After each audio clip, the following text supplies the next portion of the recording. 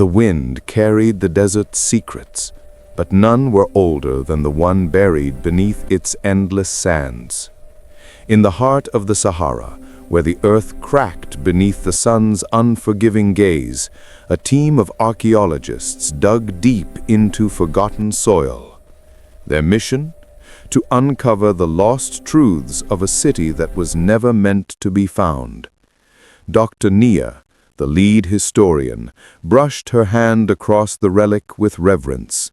It was ancient, beyond her years, a stone tablet with markings so old even the greatest minds of today couldn't decipher them. She had believed in the legend, the whispers of a forgotten city where gods once walked among men, but could this be real? Her hands shook as she held the stone tablet aloft. The air shifted. The sun dimmed for just a moment. "It's here," Nia whispered. Behind her, the others exchanged looks. The map had led them to this spot, but it was more than a map. They were standing at the gates of a city long thought to be myth, Akenra, the city of the forgotten gods. Zara, her assistant, caught up to her. "Dr. Nia, are you sure?" Her voice trembled with a mix of skepticism and excitement. It's just a tablet. We don't know what it does." Nia turned, eyes gleaming with something more than excitement. It was obsession. "We're standing on the precipice of the greatest discovery of our lives. I don't just see a tablet, Zara. I see a key, the key to everything." Night fell quickly over the desert, the golden sands now bathed in the soft light of the moon. As the team gathered around the tablet, their lanterns flickered, casting long shadows over the ancient symbols. Zara sat beside Nia, waiting as she carefully placed the tablet on the dusty ground. The symbols, they weren't just writing. They vibrated with energy. There was a power in them, in the way they felt under her fingertips. And then, the sound, a deep, low hum, as if the ground itself was speaking. The ancient city was waking up. Zara froze. "Do you hear that?" Nia didn't answer. Her eyes were locked on the tablet. Her hand, almost instinctively, reached for the symbols and traced them. The hum grew louder. The wind began to stir. Around them, the desert seemed to shift, as if the sands themselves were shifting under the pressure of something ancient and unseen. Suddenly, the hum stopped. The night was silent again, almost too quiet. Zara stepped back, heart racing. That was unnatural. Nia didn't reply. Her fingers were still hovering over the final symbol. She spoke softly. "I know this." For the first time, the rest of the team watched her, curiosity turning into something darker. Nia traced the final symbol.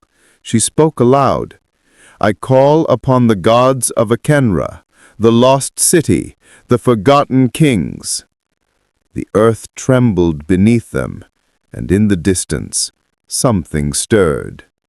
The gods had heard her. The tablet lay still now, but the air had changed. It buzzed with a silent energy, as if something unseen had shifted within the earth. Toby, one of the younger archaeologists, took a cautious step forward, his eyes wide with excitement and fear. "Did we just unlock something?" Zara, standing a few feet away, was still trying to catch her breath. "Something? Toby, that was unnatural. Did you feel it? The ground? The wind? That hum? That was a warning." Nia didn't look up. Her fingers were still hovering over the stone tablet, her gaze fixed and intense. "I'm not afraid. I've spent my life studying this city, these people. Akenra isn't just a myth, it's a truth buried in time. But the tablet, Zara's voice wavered. The way it feels, it's like the stone is alive. Nia stood up slowly, her face glowing in the dim light of their lanterns. That's exactly what it is, alive with the memories of the gods. The night was thick with tension. The wind picked up again, but this time it wasn't the desert's usual howling gusts. This was different. The air was cooler, charged as if something ancient was stirring from a long, deep slumber. Suddenly, the ground beneath them shook again. This time, it was not a tremor. It was a pulse, steady and rhythmic, a beat. Zara turned sharply. "Did you hear that? That sound?" It was a low hum at first, distant, almost imperceptible, but as the seconds stretched on, it grew louder, clearer, the thrum of drums, ancient and alive, carried on the wind. It was as if the gods were waking, and their song was calling to them from a time long past. Toby was the first to move. He ran toward the desert's edge, eyes searching the horizon. In the distance, just barely visible through the haze of the moonlight, there was a shape, a shadow shifting, like something was moving just beneath the surface of the earth. "Toby, don't—" Nia's voice was sharp, but it was too late. Toby had already started to walk, almost in a trance, toward the desert. The others followed, but slowly, as if they feared what they might find. Zara hesitated. She looked at Nia, who stood motionless, her expression unreadable. "You know what this means, don't you?" Zara whispered. Nia nodded slowly. "The gods are waking. The city is calling us." As the team moved forward, the drums grew louder, their rhythm now pulsating through the earth beneath their feet. The ground felt warmer, as if it was alive, feeding energy to the very air they breathed. Toby reached a large rock formation just outside the entrance to the long-buried city.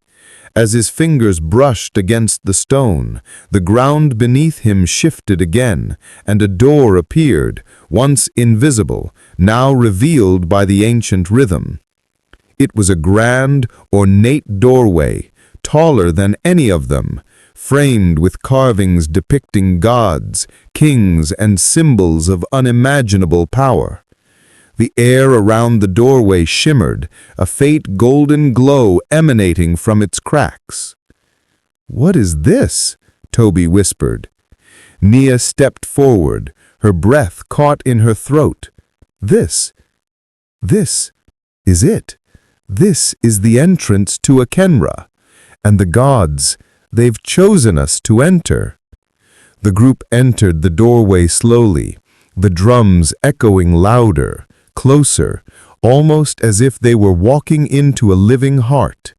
The air was thick with dust and sand, but in the distance they could see the outline of a city long lost to the world, its towering spires, the gleaming gold and silver in its architecture, and the ancient pathways once walked by gods and kings. But something was wrong.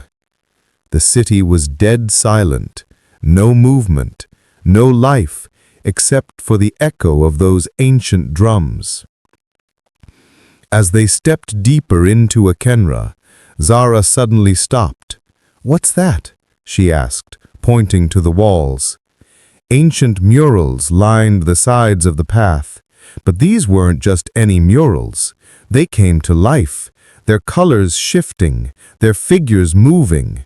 The gods from the stories, tall and regal, their faces carved with wisdom and power, watched the team as they walked past. Their eyes seemed to follow them, their mouths whispering words in a forgotten tongue. Suddenly, The drums stopped. Silence. The tension was unbearable. Then from the shadows ahead, a figure emerged. A man, tall and clad in golden armor, his face obscured by a golden mask. He stepped forward slowly, and when he spoke, his voice was like the wind, ancient and powerful. "You have awakened us." The team froze, but Nia stepped forward, eyes wide with recognition. You are one of the gods." The figure nodded. "I am the guardian of Akenra, the keeper of the ancient ways.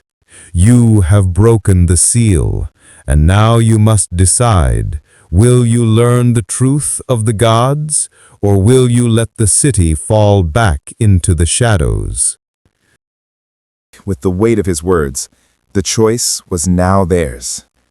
The figure stood before them, a towering presence draped in golden armor, his mask gleaming in the dim light of the ancient city.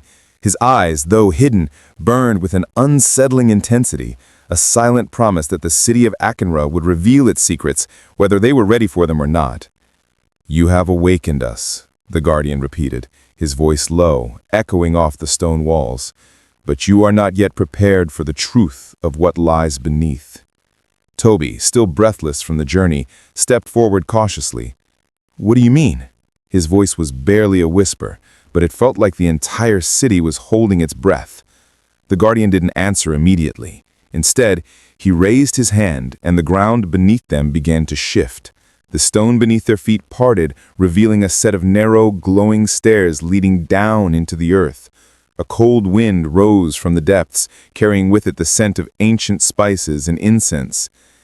"This is the halls of the gods, where the knowledge of our kind is stored, where the answers to your questions await." Naya glanced at Zara, who looked both curious and apprehensive. "Should we go down there?" Zara asked, her voice filled with unease. Naya nodded, her eyes still locked on the guardian. "We have to. This is why we came here, to learn, to understand what's hidden in the ancient world." The guardian stepped aside, allowing them to pass. "Very well, but understand this. The truth may be more than you can bear." The stairs were narrow and winding, carved into the rock with precision that only the gods themselves could achieve. As they descended deeper into the earth, the air grew colder, and the walls around them began to hum with a strange energy. The soft glow of the walls illuminated murals that seemed to pulse with life, each one depicting gods and kings in dramatic scenes. But something was wrong with the images. The gods in the murals were not just divine beings. They were intertwined with humans, controlling them, shaping them like clay. Finally, they reached the bottom of the stairs and entered a massive chamber. The room was vast, with high ceilings supported by towering stone pillars. In the center of the chamber stood a pedestal, and atop it, a glowing stone tablet pulsed with an otherworldly light. "This," the guardian said, his voice reverberating through the chamber, "is the heart of Akenra, the source of all knowledge, all power. The gods once lived here, and through it, they controlled the fate of the world." Toby approached the pedestal slowly, his heart racing. He reached out and touched the stone tablet. The moment his fingers made contact, the room seemed to vibrate with power. Visions flooded his mind, images of gods walking among men, of cities rising and falling, of kings who bargained with spirits. It was as if he was reliving history. A voice, deep and ancient, whispered in his mind, "You have seen the truth." Toby staggered back, his breath coming in short gasps. The voice was no longer just in his mind. It echoed around the chamber, growing louder. The gods created the world. The gods shaped humanity, gave them power and wisdom, but in return, they demanded loyalty and sacrifice. The gods are not what you think. They are not here to help you. They are here to control you. Naya looked up at the stone tablet, her face pale. "This is what we were warned about. The gods. This isn't about knowledge, it's about domination." Before she could say anything more, the ground shook. The walls of the chamber began to tremble, and the murals on the walls shifted, their colors swirling like storm clouds. The gods depicted in the art began to move, their eyes glowing, their hands reaching out as if trying to break free from the stone.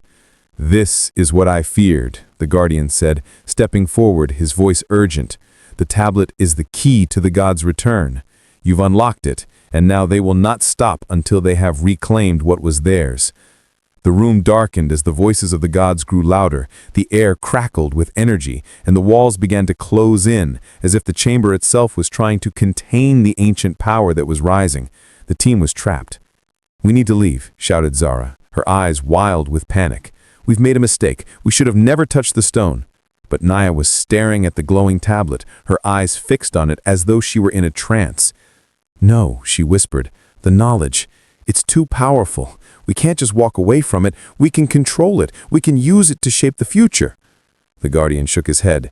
"The gods have no intention of sharing their power. They will take what they want, and you will pay the price." Suddenly, the ground cracked open beneath them, and a shadowy figure emerged from the dark. It was tall, cloaked in smoke, with eyes that burned like coals. It reached out, its hands like claws. "You have awakened me," the figure said, its voice a low rumble, "and now you will serve." The air crackled with tension. The shadowy figure loomed before them, its presence filling the vast chamber like a storm cloud swallowing the sun. Its eyes, burning with an ancient, otherworldly fury, locked onto Nia. "You have awakened me," it hissed, the sound like 1,000 whispers tangled in a single breath. "And now you will serve." Nia stood frozen, staring at the figure. Her fingers twitched near the stone tablet, but she couldn't tear her gaze away from the creature. It was unlike anything she had ever seen. Its body was a swirl of smoke, dark energy seeping from its form like ink in water. It was one of the gods, Oro, the god of silence and shadows, the one who controlled the void between life and death, the forgotten god. "No one has seen me for millennia." The figure's voice reverberated through the walls, deeper now, colder. "And no one will stop me from reclaiming what is mine." Toby, who had been standing in shock, finally shook himself awake. He glanced at Nia, then at Zara, both of them pale and shaken. "We have to stop this," he whispered. The figure's laugh echoed, a low rumble that seemed to shake the very foundations of Akenra. "You have no power here. You have only awakened the end." Suddenly, the walls of the chamber began to shift. The city, once quiet and dormant, seemed to come alive.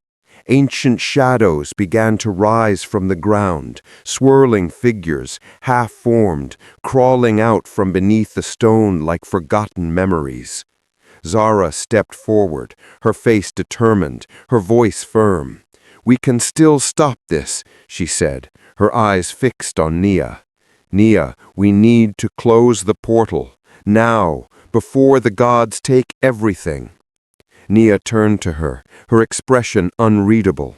The tablet pulsed with power, the rhythm of the gods' drums thumping louder in her mind. "It's too late. We opened the door, Zara. We can't close it." The shadowy figure, Oro, extended its hand, and the room trembled. "You opened the door, and now you will face the consequences. The gods were once kings here. They ruled Akenra. They will rule again." Toby's heart raced. "What do you want from us?" he shouted. "What do the gods want? What is the price?" Oro's eyes flashed, and a deep laugh rumbled from its chest. "Everything. You have already paid the price. Your lives were never meant to be yours. The gods are returning, and you are the instruments." A heavy silence filled the room as the team exchanged uncertain glances. It was clear now, the gods had never intended to share their power. They had only allowed humanity to exist for as long as they needed to. The moment they were awakened, they intended to reclaim what was theirs. Nia, standing at the center of the chaos, her hands still hovering over the glowing tablet, hesitated. "We can control it," she said, her voice barely above a whisper. "We can use their power. We can stop them." But deep down, she knew the truth. The gods were unstoppable, and their power was too great to be controlled by mortals. The gods didn't need humanity. They had created it, but now they wanted to reshape it, to remake it in their image. The shadowy figure took another step forward, its form flickering like smoke in the wind. "You cannot control what you have disturbed. You cannot tame what was never meant to be yours. But I will give you one last chance. Serve us, and you will live. Resist, and you will be erased." Toby's mind raced, but before he could say another word, the ground beneath them trembled once more. The city of Akenra began to shift, its ancient structures moving as if they were alive. The very stones began to glow, their surfaces illuminating with symbols of power, signs of the gods, ancient and uncontrollable. "Run!" Zara's voice was urgent. "We need to get out, now!" Nia didn't answer. She was staring at the tablet, her face pale, her fingers trembling. For a moment, it seemed as though she was under the spell of the god's power, drawn to the stone like a moth to a flame. But then something inside her snapped. She knew they could never control the gods. They would only destroy everything they had worked for, everything they had built. Nia ripped her hand away from the stone, her eyes wide with terror. "We have to destroy it, now!"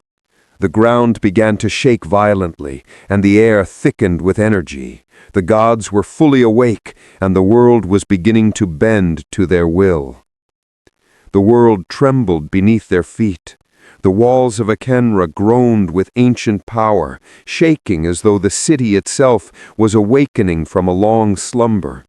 The ground rumbled like a drumbeat, and the stone pillars began to crack, glowing with fire and gold. It was no longer just a city. It was a living, breathing artifact of the gods. Toby stumbled backward, the weight of what they had unleashed settling on him like a heavy stone. "They're going to destroy everything," he whispered, his voice hoarse. "The gods, they're going to remake the world in their image." Zara grabbed his arm, pulling him away from the chaos. "We have to stop this, Toby, now, before they complete the transformation, before they erase us all." But Nia was frozen. Her eyes were locked on the glowing tablet, her fingers twitching as if pulled by an unseen force. The drums had returned, pounding in the distance, calling to her. "Nia!" Zara's voice was sharp, but it barely cut through the noise. The temple was alive with energy, its air thick with the vibrations of power. "We need to destroy the tablet now. It's the only way." But Nia wasn't listening. She was beyond fear now, her gaze fixed, her mind lost in the rhythm. "I have to finish it." She whispered the words almost to herself. "The gods, if I finish their song, I can control them. I can make them stop." Zara's eyes filled with horror.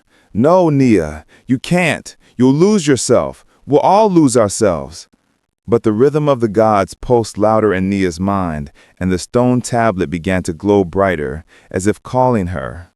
Suddenly, a deep voice cut through the chaos, echoing throughout the chamber. It wasn't the guardian anymore, or the shadowy figure. This voice was ancient, immortal. "You have broken the seal," the voice rumbled, its power shaking the very foundations of the city. "The gods are awake, and now they will return, but it is you who must choose their fate." The figure of Oro, the god of shadows, appeared again, this time his form more tangible, solid. He reached out toward Nia, his voice low, his eyes burning with divine fire. "You have tasted the power of the gods.